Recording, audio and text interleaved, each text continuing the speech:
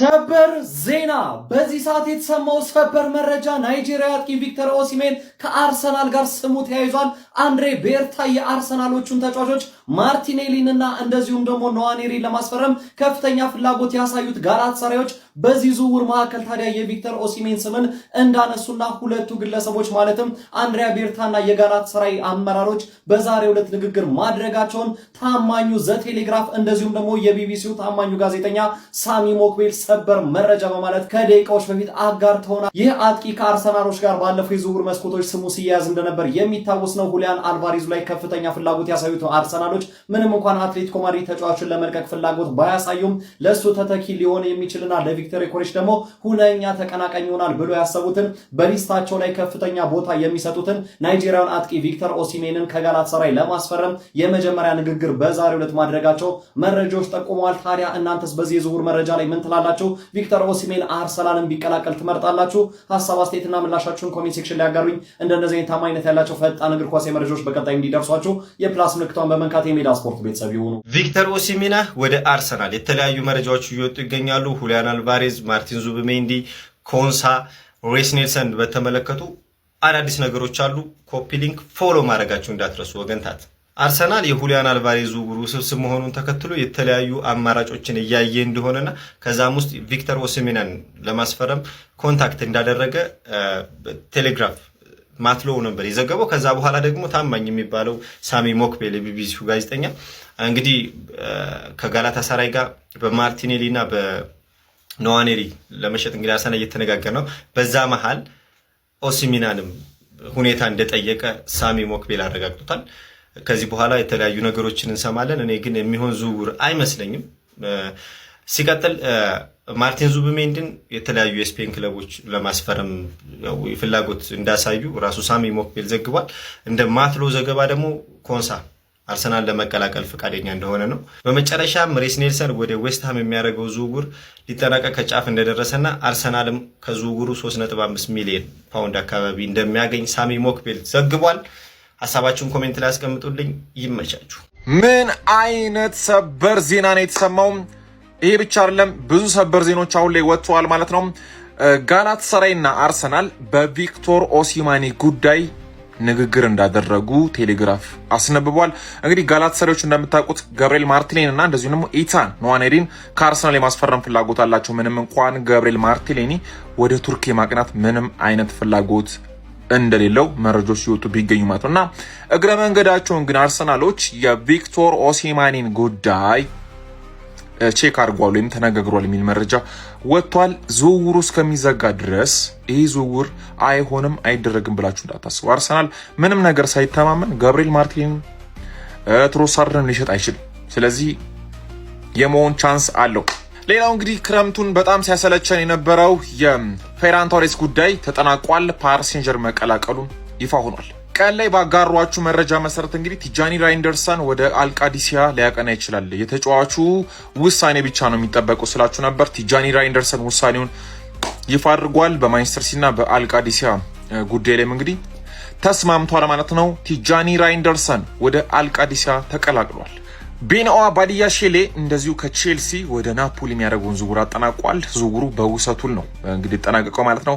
ናፖሊዎች ግን ተጫዋቹን ወደ ቋሚ ዝውውር የማድረግ ኦፕሽን አላቸው። ዝውውሩንም እንግዲህ በ27 ሚሊዮን ዩሮ ማጠናቀቅ እንደሚችሉም እንግዲህ ሌላ አማራጭ የተካተተበት የውሰቱል ነው ዝውውሩ የተጠናቀቀው። በመጨረሻም የቀድሞ የማንቸስተር ዩናይትድ ተጫዋች ፍሬድ ማለት ነው አትሌቲኮ ሚኔሮን መቀላቀሉ ተረጋግጧል። እንደዚህ አይነት ታማኝነት ያላቸውና ፈጣን የዝውውር ዜናዎች እንዲደርሳችሁ ፎሎ ማድረጋችሁን አትርሱ።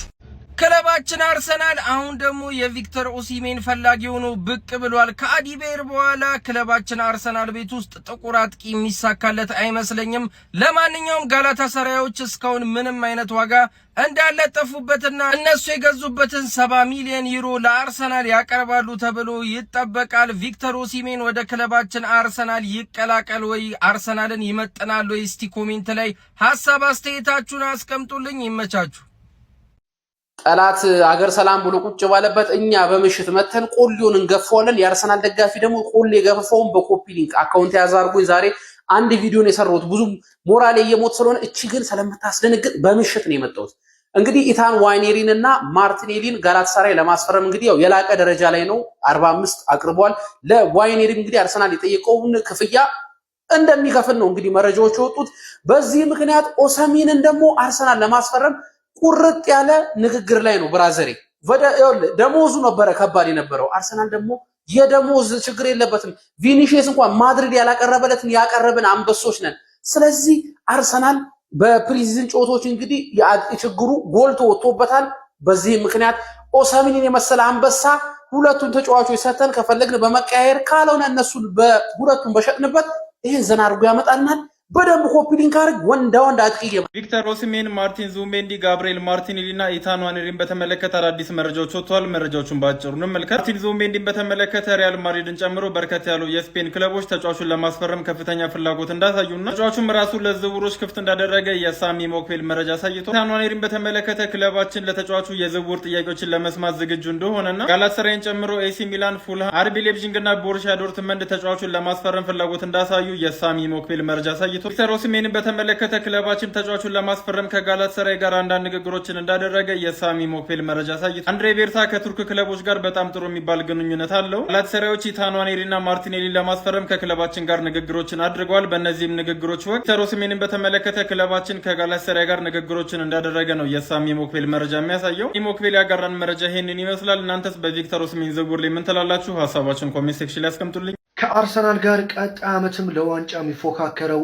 ራሱ ማንቸስተር ሲቲ ነው። እመኑኝ ሲቲና አርሰናል ቀጣይ ዓመትም እንግዲህ ለዋንጫ ይፎካከራሉ ብዬ ነው የምጠብቀው። ምን አይነት ቡድን ነው እየሰራ የሚገኘው? ሲቲዎች በነገራችን ላይ በጣም የማደንቃቸው የሚፈልጉት ተጫዋች ካለ የሚወጡት ገንዘብ በጣም ነው የሚያስደንቀኝ። በአንድ የዝውውር መስኮት እንግዲህ ለሶስት ተጫዋቾች ከ100 ሚሊዮን ዩሮ በላይ ለማውጣት ዝግጅታቸውን ጨርሰዋል ማለት ነው። ከዚህ በፊት ኤሊየት ኤንደርሰንን እንግዲህ በ135 ሚሊዮን ዩሮ አስፈርመዋል። አሁን ደግሞ ከቼልሲ ኤንዞ ፈርናንዴዝን ለማስፈረም እንግዲህ ወደ 140 ሚሊዮን ዩሮ ወይም ደግሞ 120 ሚሊዮን ፓውንድ አካባቢ አቅርበዋል ማለት ነው። ሌላኛውን በጣም ተስፈኛ ወጣት አዩብ ቡዋዲንም ለማስፈረም በ100 ሚሊዮን ዩሮ አካባቢ እንግዲህ ከሊል ጋር ከስምምነት እንደደረሱ እየተሰማ ነው በአሁኑ ሰዓት የሚገኝ። በተለይ ማንቸስተር ሲቲዎች በአሁኑ ሰዓት ቲጃኒ ራይንደርስን እንግዲህ ለሳውዲ አረቢያው ክለብ አልቃዴሲያ ለመሸጥ ሙሉ በሙሉ ከስምምነት ደርሷል። ዝውውሩ ሂርዊጎ ተብሏል። ይህ ዝውውር መጠናቀቁን ተከትሎ በቀጣይ ኤንዞ ማሬስካ በቼልሲ ቤት አብረው የሰሩትን ኤንዞ ፈርናንዴዝን ያመጣሉ ተብሎ ይጠበቃል። በተለይ ሮድሪን የሚያጡ ከሆነ የኤንዞ ፈርናንዴዝ መምጣት እንደዚሁም ደግሞ ኤሊየት ኤንደርሰንን ጨምሮ መሀል ሜዳቸው በጣም በጥሩ መልኩ የሚደራጅ ይመስለኛል። ቀጣይ ዓመት የኔ ግምት የዋንጫ ፉክክሩ በሲቲና በአርሰናል መካከል ይቀጥላል ብዬ አስባለሁ። የእናንተን ሀሳብ ኮመንት ላይ አስቀምጡልኝ። ፎሎ ማድረግ ያረሰ የሚቻል በዚህ ሰዓት የተሰሙ 3 ሰበር የተባሉ ትልልቅ የዝውውር መረጃዎችን ላካፍላችሁ። እንግዲህ መረጃዎችን ሳካፍላችሁ እንደነበረው ባርሴሎናዎች ስፔን አጥቂያቸውን ፈራን ቶሬዝን በ50 ሚሊዮን ዩሮ ለፓሪስ ሴን ጀርሜን ለመልቀቅ በዚህ ሰዓት ሙሉ በሙሉ ከስምምነት ላይ መድረሳቸውን ሂርዊጎ በማለት ፋብሪዚዮ ሮማኖ ማረጋገጥ ችሏል። ተጫዋቹ ትናንትና ከባርሴሎና ጋር ልምምድ አላደረገም ነበረ። ከዚህ በተጨማሪም ክለብ ከፓሪስ ሴን ጀርሜን ጋር በግሉ ከስምምነት ላይ ደርሶ እንደነበረ የሚታወስ ነው። በሚቀጥሉት ቀናቶችም ወደ ፓሪስ በረራውን አድርጎ ዝውውሩን ያጠናቅቃል ተብሎ ይጠበቃል። ከዚህ በተጨማሪም በጣም ሰርፕራይዝ ያደረገኝ ዝውውር የማንቸስተር ሲቲ ወጣቱ ኔዘርላንድ አማካኝ የሆነው ቲጃኒ ራይንደርስ ወደ ሳውዲ አረቢያው ክለብ አልቃዳሲያ በ61 ሚሊዮን ዩሮ ለማቅናት ከስምምነት ላይ በዚህ ሰዓት እንደተደረሰ ፋብሪዚዮ ሮማኖ ሂርዊጎ ማለት ማረጋገጥ ችሏል። ይህ ወጣት ተጫዋች በሚቀጥለው የውድድር ዓመት እንግዲህ ወደ ሳውዲ አረቢያ የሚያቀና ይሆናል ተብሎም ይጠበቃል ማለት ነው። ናፖሊዎች የቼልሲውን ሴንተር ባክ ባዲያሺሌ በውሰት ውል በ3 ሚሊዮን ዩሮ ለማስፈረም በዚህ ሰዓት ከስምምነት ላይ መድረሳቸው የተነገረ ሲሆን የውሰት ውሉ ላይም እንግዲህ በቋሚነት በ27 ሚሊዮን ዩሮ የማስፈረም አማራጭ እንደተካተተበት ነው የተነገረው። ለማንኛውም እናንተ ስለነዚህ ሰበር የተባሉ 3 የዝውውር መረጃዎች ምን ትላላችሁ? ሀሳባችሁን አጋሪ። ለተጨማሪና አዳዲስ ታማኝነት ያላቸው የዝውውር መረጃዎች የፕላስ ምልክቱ መጫን እንዳትረሱ።